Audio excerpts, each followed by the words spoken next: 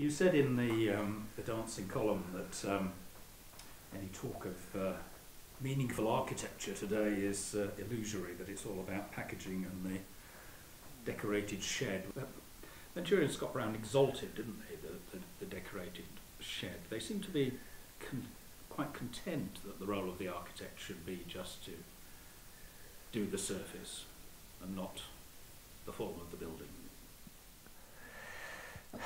That was their choice. I have no sympathy with it. Were they serious? Or was it ironic? Well, there's an element of irony. Certainly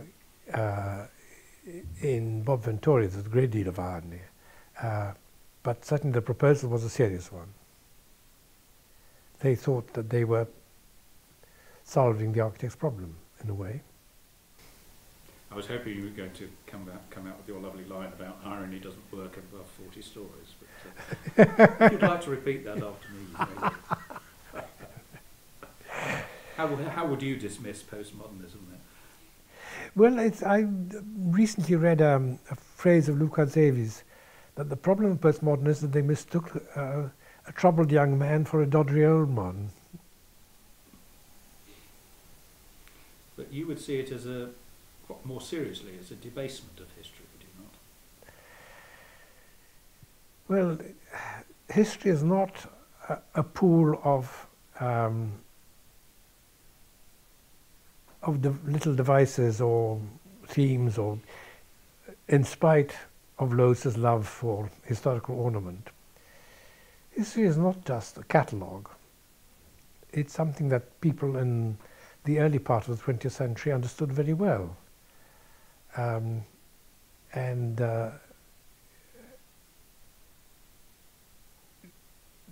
take bits and pieces out of historical context and try to make them part of something entirely new doesn't work.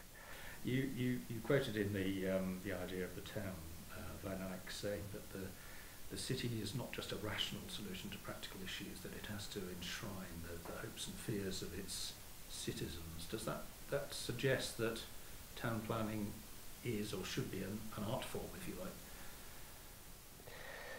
Well, yes, but of course that really sounds utopian nowadays, because we know the shapes of cities are not determined by, certainly not determined by architects or urbanists. Not even by urbanists? No, it's largely by business, I'm afraid. We also don't think that the shape of our environment is something that can be made to our wish. We accept it as inevitable.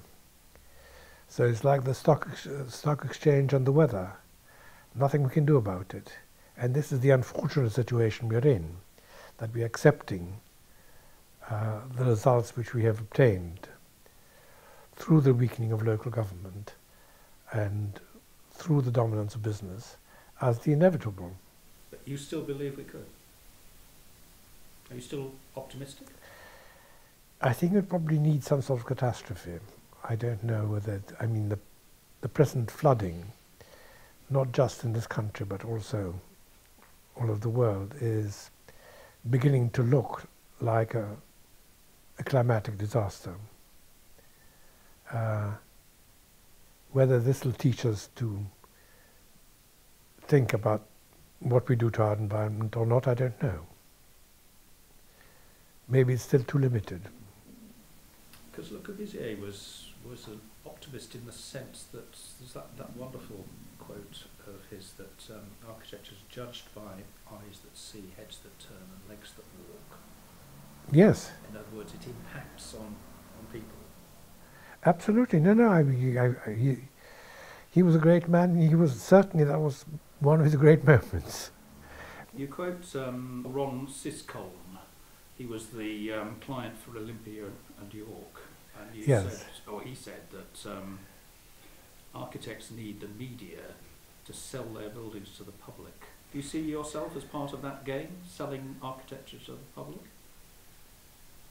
No, I'm trying to tell, I'm asking questions. I'm asking questions publicly so as to help people to discriminate. And That's what criticism is about, discrimination.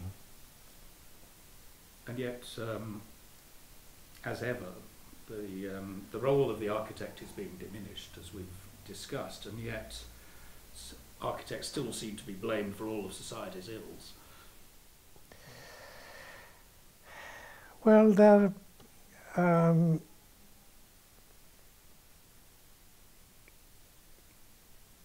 we don't want to blame the politicians because that's blaming ourselves. We've elected them and they're doing it because we elected them. Architects are unelected, self-appointed, and therefore they're very good targets.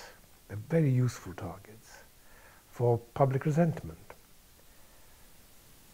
A lightning conductor, in a way. Lightning conductors.